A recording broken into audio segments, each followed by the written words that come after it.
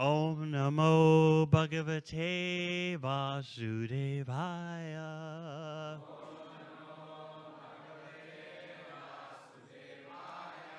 Om Namo Bhagavate Vasudevaya.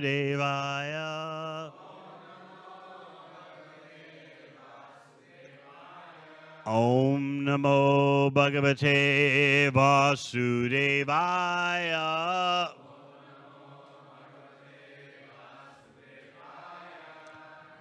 Srimad Bhagavatam, 6th Canto, Chapter 16, King Chitraketu meets the Lord, Text 48. Yang vai swasantam anu vishwasrija swasanti.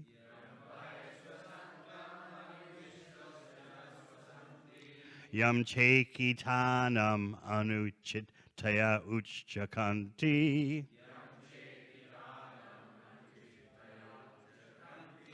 Bhumandalam sarshapa yati asya murdhni. Tasmai namo bhagavate stu sahasramurdhne. Yang vai swasantam anu vishwasrija swasanti. Yang chekitanam anu chittaya uchakanti. Bhumandalam sarshapa yati asya murdhni. Tasmai namo bhagavate stu sahasramurdhne. Yang vai swasantam anu vishwasrija swasanti. Yang chekitanam anu chittaya uchakanti. Bhumandalam sarshapayati asya murdhni. Tasmai namo bhagavate stu sahasramurdhne.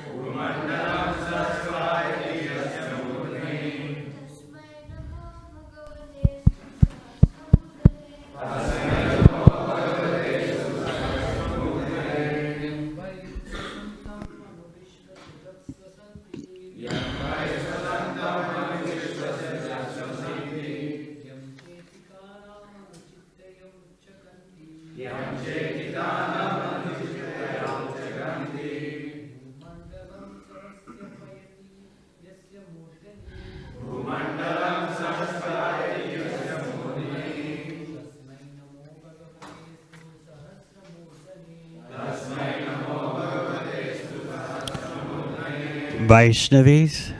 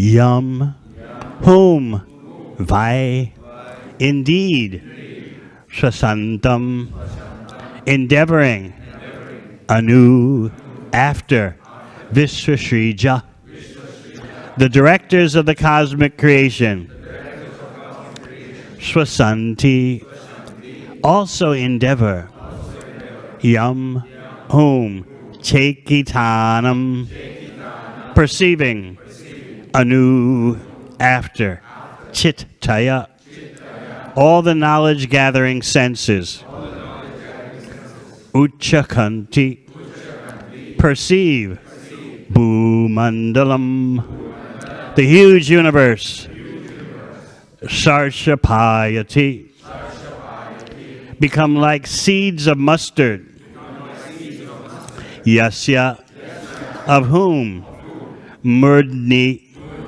on the head, tasmai, unto him, namah, obeisances, Bhagavate, the Supreme Personality of Godhead, full with 6 opulences. Astu, may there be, Sahasramurdhane, who has thousands of hoods. Translation: my dear Lord, it is after you endeavor that Lord Brahma, Indra, and the other directors of the cosmic manifestation become occupied with their activities. It is after you perceive the material energy, my Lord, that the senses begin to perceive. The Supreme Personality of Godhead holds all the universes on his heads like seeds of mustard. I offer my respectful obeisances unto you, that Supreme Personality who has thousands of hoods. Next text. Shukadeva Goswami continued. The Lord, the Supreme Personality of Godhead, Anantadeva, being very much pleased with the prayers offered by Chitraketu, the king of the Vidyadharas, replied to him as follows. O best of the Kuru dynasty, Maharaj Parikshit. The Supreme Personality of Godhead, Anantadeva, replied as follows. O king, as a result of your having accepted the instructions spoken about me by the great sages Narada and Angira, you have become completely aware of transcendental knowledge. Because you are now educated in the spiritual science, you have seen me face to face. Therefore, you are now completely perfect. Purport. The perfection of life is to be spiritually educated and to understand the existence of the Lord and how he creates, maintains, and annihilates the cosmic manifestation. When one is perfect in knowledge, he can develop his love of Godhead through the association of such perfect persons as Narada and Angira and the members of their disciplic succession. Then one is able to see the unlimited Supreme Personality of Godhead face to face. Although the Lord is unlimited, by his causeless mercy, he becomes visible to the devotee who is then able to see him. In our present position of conditioned life, we cannot see or understand the Supreme Personality of Godhead. Atat Sri Krishna Nam Adi Na Bhaved Gayam Indrayai Sevan Mukke Hi Jivado Swayam Eva Spratyada. No one can understand the transcendental nature of the name, form, qualities, and pastimes of Sri Krishna through his materially contaminated senses. Only when one becomes spiritually saturated by transcendental service to the Lord are the transcendental name, form, qualities, and pastimes of the Lord revealed to us. If one takes to spiritual life under the direction of Narada Muni or his representative, and thus engages himself in the service of the Lord, he qualifies himself to see the Lord face to face. The Brahma Samhita states, Premanjana Churita Bhakti Velochanena Santa Sadaiva Hridayeshu Velokayanti Yam Sama Sundarama Chincha Guna Swarupang Govindamadi Purusham Tamaham Bhajami. I worship the primeval Lord Govinda, who is always seen by the devotee, whose eyes are anointed with the pulp of love. He is seen in his eternal form of Samasundara, situated within the heart of the devotee. One must follow the instructions of the spiritual master. Thus one becomes qualified and later sees the Supreme Personality of Godhead as evinced by Maharaj Chitraketu. Om Agana Timirandasya Gyananjana Shalakaya Chakshur Militang Yena Tasmai Shri Gurave Namaha. Jai Shri Krishna Chaitanya Prabhu Nityananda Shri Advaita Gadadhara Shri Vasari Gaura Bhakta Vrinda. Hare Krishna, Krishna Krishna, Hare Hare, Hare Rama, Rama Rama, Hare Hare.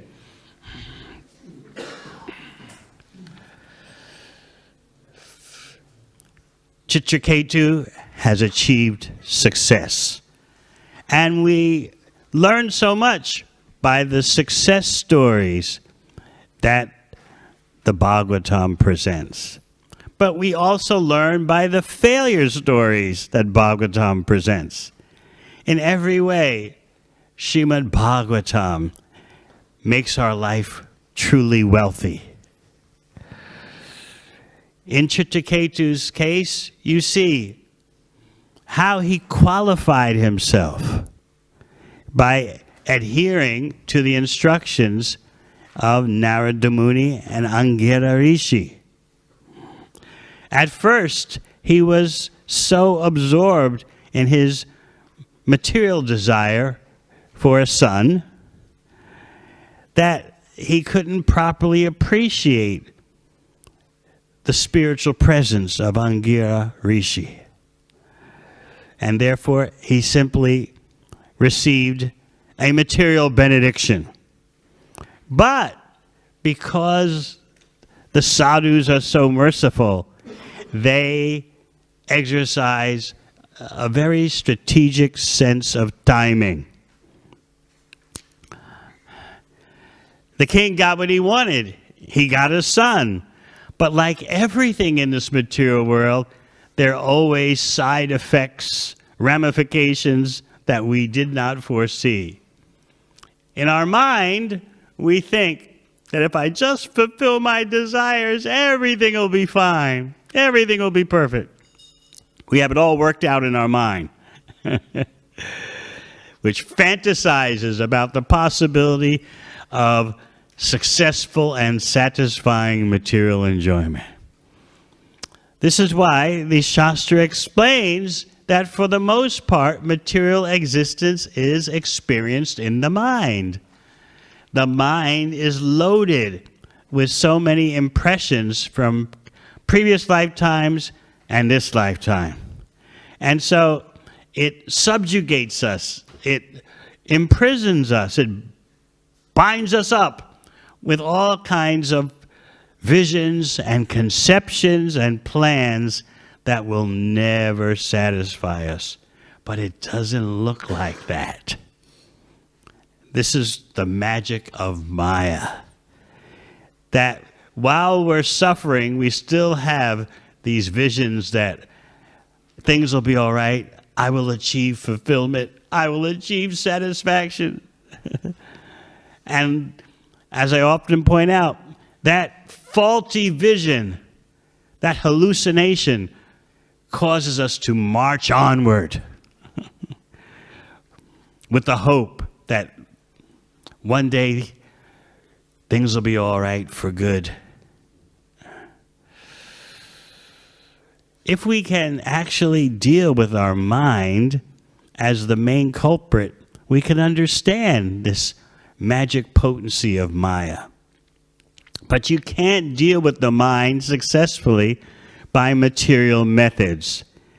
You may seem to have subdued it temporarily by so-called mindfulness or breathing exercises, but sooner or later the mind comes roaring back.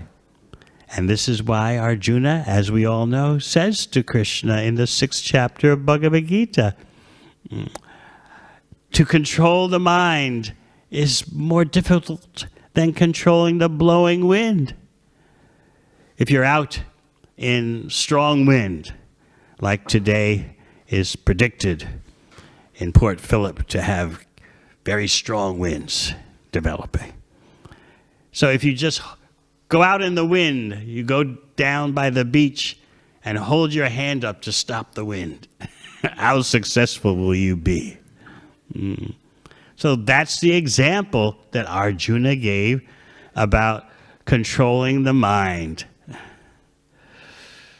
Krishna had already pointed out to him, as you know, that for one who controls the mind is the best of friends, and for one who has failed to do so, the mind is the worst enemy.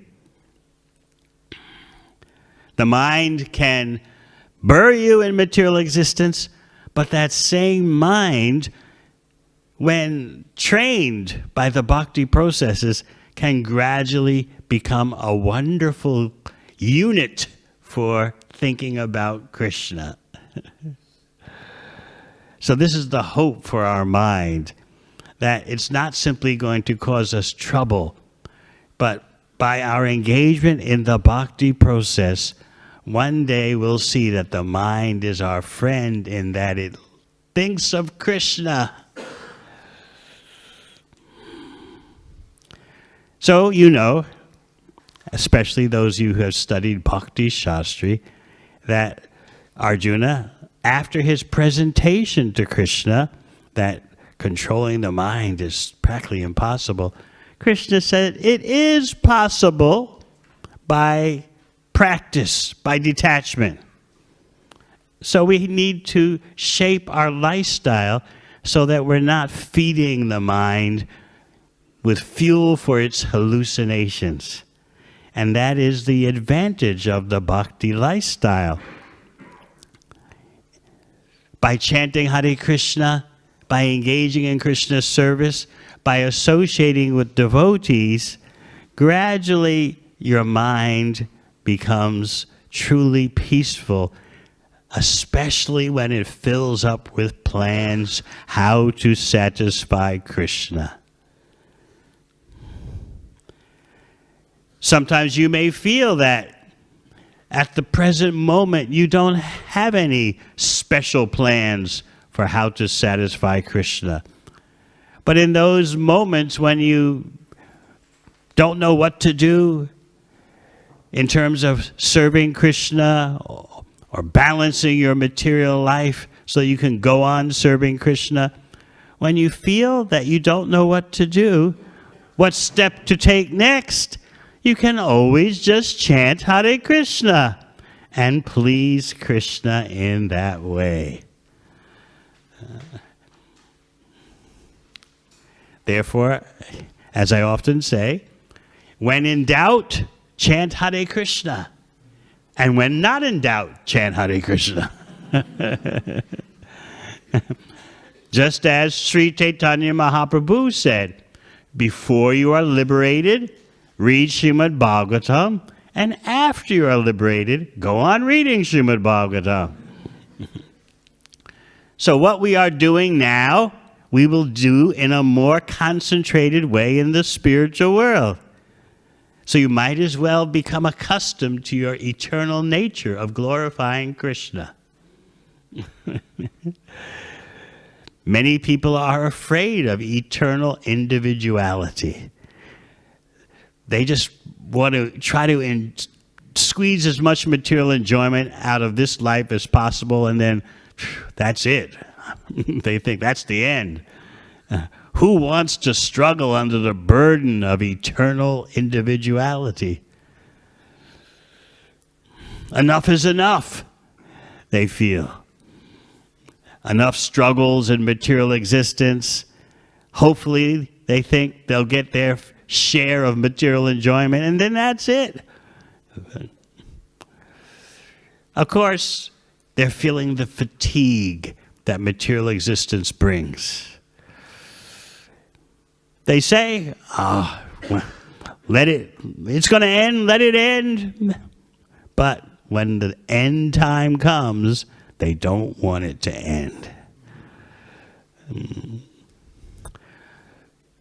When they're living, they say, as long as I don't remember that I was a human being, I don't mind becoming a dog. But if you say to them right now become a dog. No.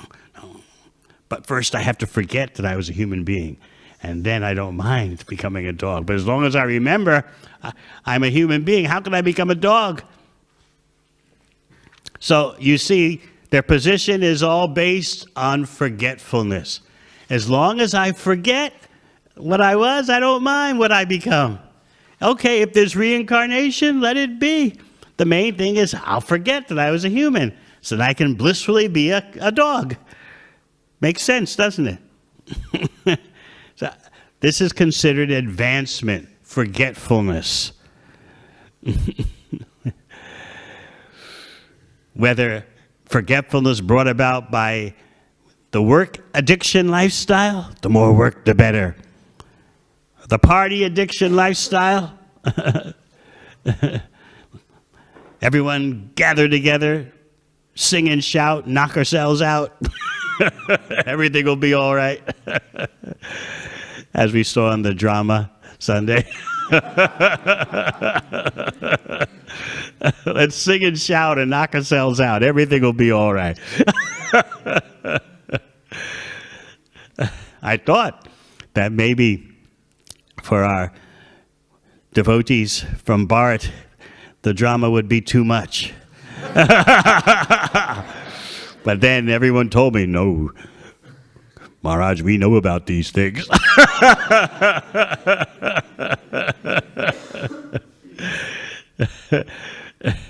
Everyone was telling me, India has changed very much. So you can bury yourselves in work.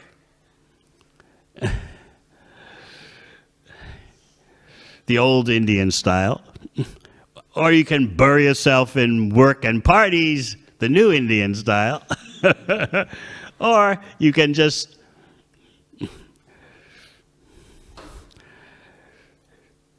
be like an Aussie youth and just bury yourself in parties. The whole point is forgetfulness. You don't want to think. So whether you're in the party lifestyle, the work lifestyle, the work and party lifestyle, you don't want to think. And the big threat of Lord Chaitanya's mission is that it pushes you to think. And some persons find that to be a burden. Every day thinking, who am I? What is the ultimate goal of my life? Who is Krishna? How can I serve Krishna? Every day thinking like that becomes a burden. Some think like that. Becomes a burden.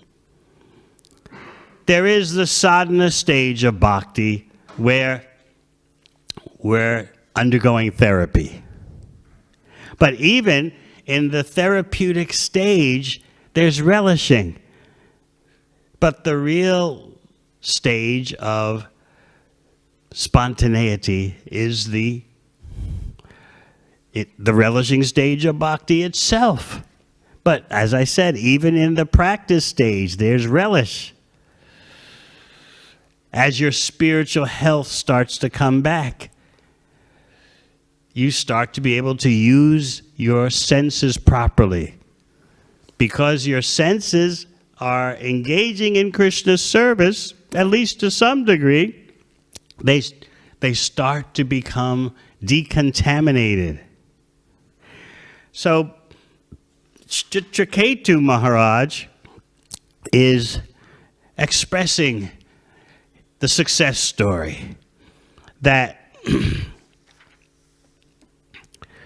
Simply seeing you has now wiped away all the contamination of sinful activities and their results of material attachment and lusty desires, which always filled my mind and the core of my heart. This is the situation that we deal with from the beginning of our bhakti life. The contamination of sinful activities and their results of what? The results of satisfaction, fulfillment? No, the results of material attachment and lusty desires, which always filled my mind and the core of my heart. This is the agony. This is what's causing all the problems.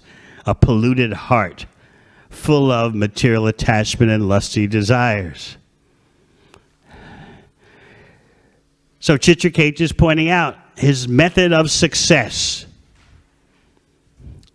I have obtained your audience, the Supreme Personality of Godhead, as a result of being trained by Narada Muni. His senses have become trained and therefore purified, and now he can see the Supreme Personality of Godhead. Then again, he says, I don't need to tell you this, the success process and what happened to me, because whatever a living entity does in the material world is well known to you. You are the super soul. So then you may say, why would he bring this up then? That I did this, I did that, I followed the bhakti process given by Narada Muni, I was trained by him, my heart has become decontaminated. Why does he need to explain that? When in the next verse he's saying, whatever a living entity does in the material world is well known to you. In the presence of the sun, there is nothing to be revealed by the light of a glowworm. Similarly, because you know everything, in your presence there is nothing for me to make known. So then why is he saying these kind of prayers, explaining or presenting what Narada Muni has done for him? Gratitude. Gratitude is a very important part of spiritual life. We can't emphasize that enough. If anyone has done even what seems to be a small thing that has aided your spiritual advancement, you never let that person forget it. You always express gratitude, which is good for you and it's good for the person. Not that it enhances the person's ego hearing such gratification, but it inspires the person to sacrifice more to help others. In that way, Lord Chaitanya's service expands. We are persons. We have our human side, and of course we are spirit soul. But both ways, expression of gratitude helps. It helps human beings to be better human beings, and certainly it pleases the Supreme Personality of Godhead when gratitude toward devotees is expressed. Sometimes devotees can become discouraged in their attempts to help others. Their help is not acknowledged. Their help is repudiated, rejected, ignored. I was speaking to a devotee a few days ago, and he was explaining to me a predicament that he got himself into. And I said, don't you remember 7 years ago or more? I said, I don't think you should do this. Oh. And don't you remember those years ago when other devotees also told you, we don't think you should do this? Oh. So we don't want to be in that position of neglecting good advice. And it's easy to make ourselves more receptive to good advice when we're always expressing gratitude. Even if we think the advice doesn't fit us completely, because no one knows me except me. Even if we think like that, still, express gratitude because someone's reaching out. Someone is trying to give you the benefit of their bhakti wisdom and bhakti experience. So the more we express gratitude, the more the whole mechanism of reaching out and helping others proceeds. It's like greasing the wheels, oiling the tracks, so the train of bhakti can go even faster and expand. So even though Chitraketu knows that the Supreme Personality of Godhead knows everything, still he's explaining what Narada Muni has done to me, what the effects of the bhakti process are upon me. So this gratitude sharing should fill our hearts. There's always someone every day you can express gratitude for. It's necessary in family life, it's necessary in devotee congregations, it's necessary in all aspects of our life. And who can be more worthy of receiving expressions of gratitude than the devotees of the Supreme Personality of Godhead?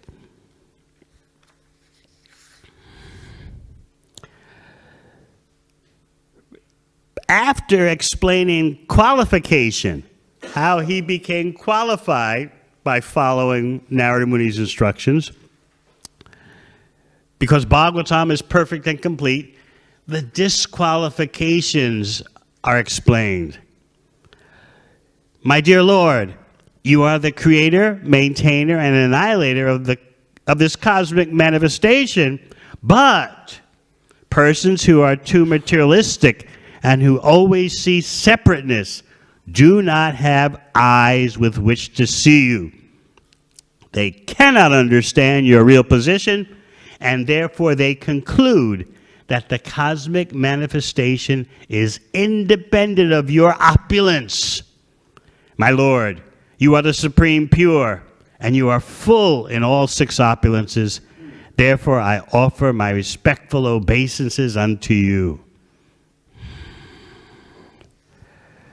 Disqualification, as Prabhupada explains in the purport. Those who are sinful, being very much attached to material sense enjoyment, and therefore engaging in material activities like asses, are the lowest of men. All their so-called scientific knowledge is null and void because of their atheistic temperament. Thus, they cannot understand the Supreme Personality of Godhead.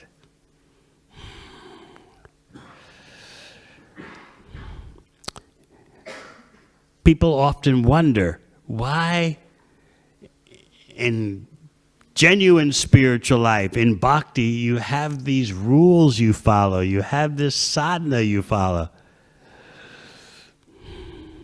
Why can't you just believe in Krishna? Have faith and leave it at that.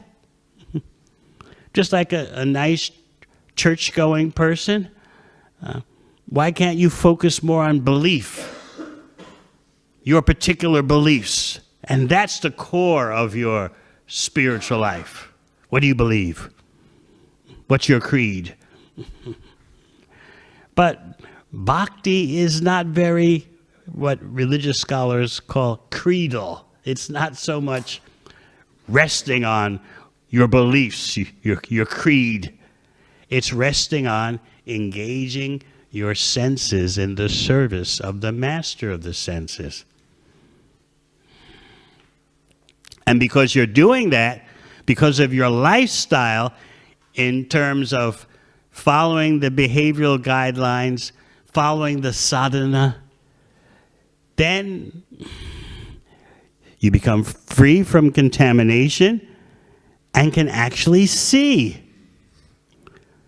Whereas those who don't do so, by their sense activity, they disqualify themselves. Engaging in material activities in such a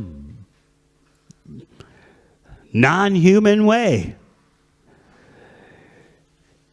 So again and again, the Shastra makes this point that your behavior affects what you can understand. As I often point out, Vedic knowledge is state-specific. That means according to your particular state of consciousness, that determines what you can understand. And the contemporary material illusion is that I can act in this way, I can act that way. It doesn't affect my intelligence.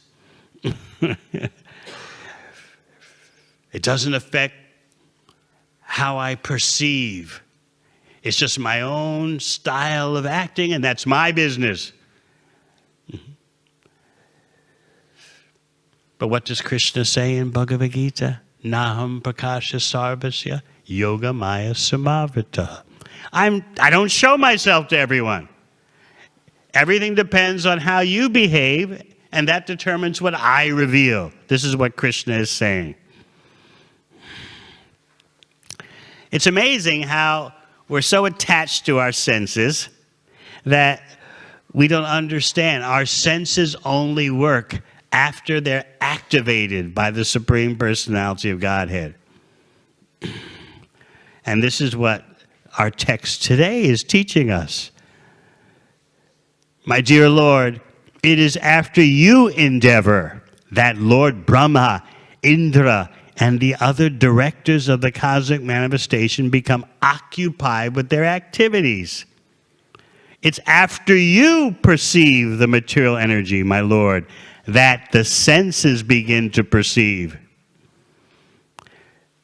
So how often do you think about this? That we are secondary always. We're riding in the back seat of the car, so to speak.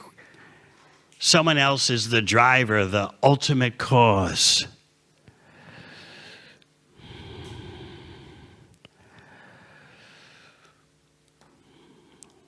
First, Krishna has to see. First, Krishna has to set things in motion in his various expansions as Purusha avatars. And bear in mind that Chitraketu is having the darshan of Lord Anantadev, who is a plenary expansion of an expansion. So he's explaining that how can anyone see this world as separate from the Supreme Personality of Godhead when your very act of seeing can only function after first the Supreme Lord has seen. So we're always in the back seat, so to speak. We're always secondary. But there's something about the way the illusory energy surges through us that makes us feel primary, right? I'm the one with my mind and senses. I'm the one.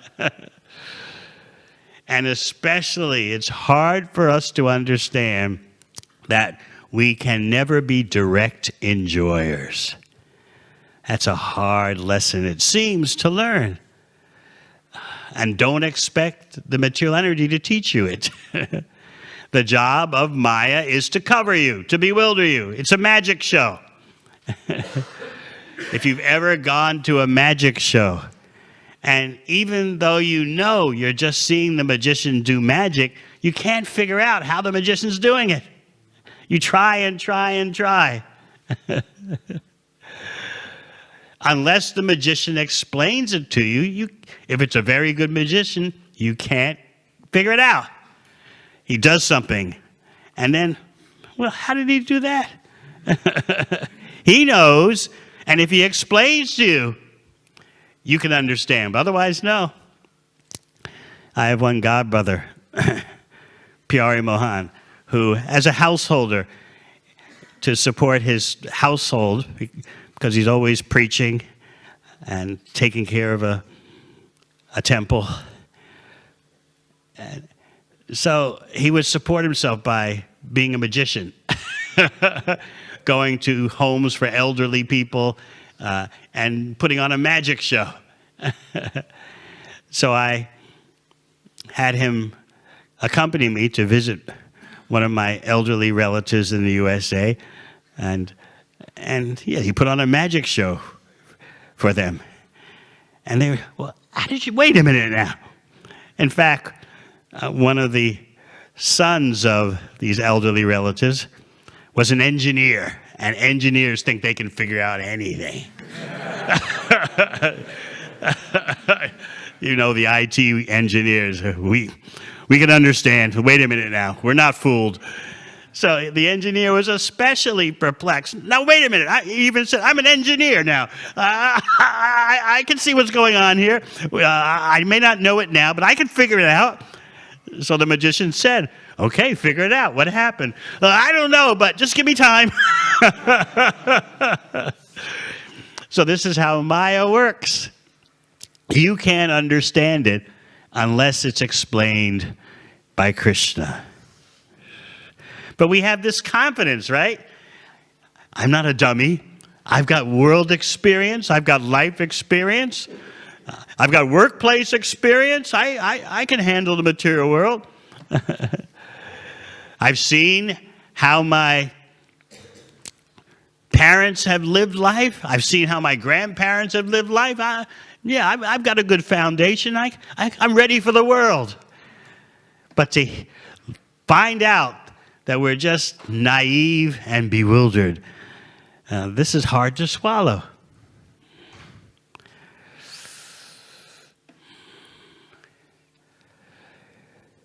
So this is how bewildering the material energy is. Especially that bewilderment comes in the form of our thinking we are direct enjoyers. It seems so natural, doesn't it? I want to be happy. I want to enjoy. I just reach out with my senses, and there it is. It seems so natural. But by hearing the Bhagavatam, you become suspicious of all this so-called organic material enjoyment.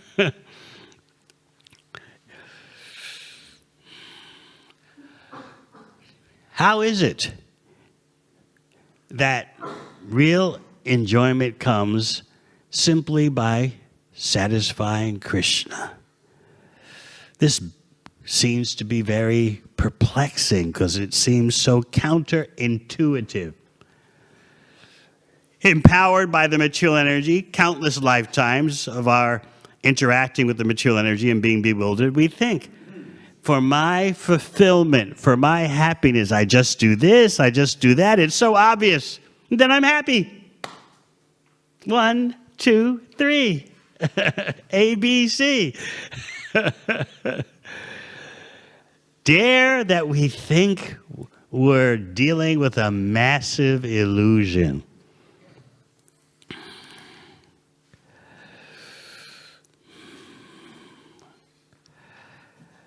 So we find it challenging. And this is the core of our problem with lethargy and stubbornness in bhakti. Can it really be that I'll be happy simply by making Krishna happy?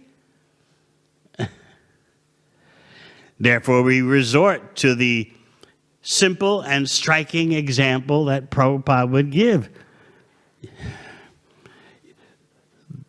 The hand cannot become nourished on its own. It has to bring the food to the mouth, and then the whole body is energized, including the hand. I remember seeing Srila Prabhupada at Rath Yatra in San Francisco in 1977. He was on a big stage, and there were hundreds upon hundreds of devotees there gathered in the park.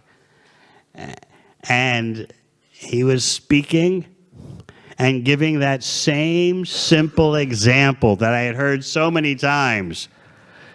The hand brings the food to the mouth. The food goes into the stomach. The whole body becomes energized. And suddenly I caught it. The impact of those apparently simple words, the deep impact finally hit me.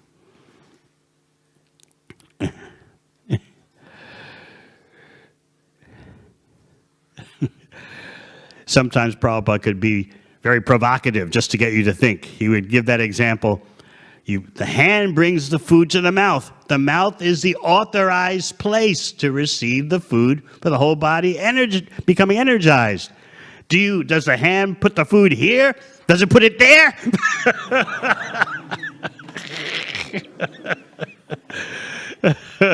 We're so dull. He has to wake us up, you know.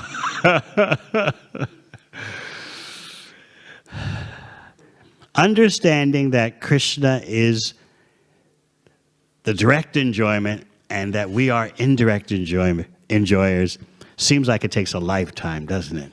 Because we have this urge in us that's so strong for direct enjoyment. That means we want to be God. To face up to that criminal mentality takes some courage. But the courage comes from practicing the Bhakti system. You can finally get a grip on yourself. What am I doing in this world? I'm trying to be the direct enjoyer, which is constitutionally impossible. It's impossible for the hand to pick up a samosa, squeeze the samosa in the palm, and become nourished. Impossible. But it looks possible by the mercy of Maya. So this is why Chitraketu is explaining. First, the Supreme Personality of Godhead acts. First, the Supreme Personality of Godhead perceives, and then everyone else follows.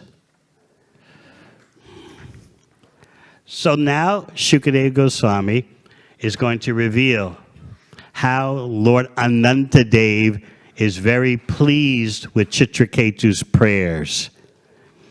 Chitraketu, remember, by the process that Narada Muni gave, the mantra that Narada Muni gave, after 1 week, he was able to see the Supreme Personality of Godhead. But even before that, he became Vijayadharapati, the master of the Vidyadharas, a side material benediction. The Vidyadharas can appear and disappear at will. So Chitraketu became their chief. And so now Anantadev is going to speak and explain that, yes, confirmation.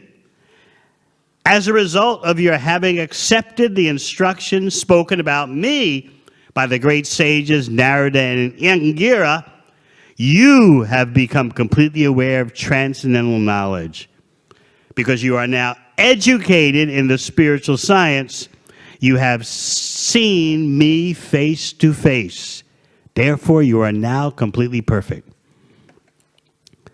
So this shows you that the education the Bhagavatam is giving you immediately, if received properly, leads to transformation, gradually. Immediately, though, you're situated on the road to transformation. So this idea that there's learning as separate from experience is not what the Bhagavatam is talking about. That's why in Bhagavad Gita, Krishna says, the fire of transcendental knowledge burns. That's not theoretical. And when you are situated in the boat of transcendental knowledge, you can cross over the ocean of material suffering. This is all dynamic, activist, not just armchair theorization. So the actual impact of a bhakti education is transformation. In other words, unless there's transformation, we haven't really heard. We haven't really been educated. So this Kali Yuga conception that, well, I've studied, I've heard, but it doesn't show in my actions. No, we don't accept that. If you've actually heard, if you've actually been educated, we see the result in your life. We see the transformation. So Anantadev, the Supreme Personality of Godhead, is pointing this out. You've accepted the instructions. You've become completely aware of transcendental knowledge. You're educated in the spiritual science. You now see me face to face. So this is how Bhakti can change the world. By producing transformation through education. And the education is always part and parcel with transformation. The proof that we're actually educated is in terms of the transformation of our lifestyle. Transformation of our perception. And so, just like Chitraketu is expressing gratitude to Narada Muni and Angira Rishi, similarly, the Supreme Personality of Godhead is expressing gratitude to Chitraketu. You followed the process, you're completely purified. So this is Bhagavatam, expressions of gratitude all around, from the devotees to the devotees, even from the Supreme Personality of Godhead to the devotee. So we can think how we can increase our gratitude expression. And that will inspire others, and we'll be also more inspired. Become expert in seeing all the abilities of devotees, so variegated. And encourage them in their variegated talents, their variegated services. And you'll be inspired also. In this way, you experience fun in bhakti. Devotee appreciation is the greatest sport. And don't forget, your own family members are devotees, so don't forget to appreciate them. Not that the appreciation is only when you come to the temple. No, appreciation begins at home. If you have a bhakti household, be very thankful. So in this way, our spiritual life becomes joyful and others become attracted. And ultimately, it is the Supreme Personality of Godhead. Not ultimately, but even immediately. He's pleased by the appreciation of his devotees. And he himself wants to appreciate his devotees.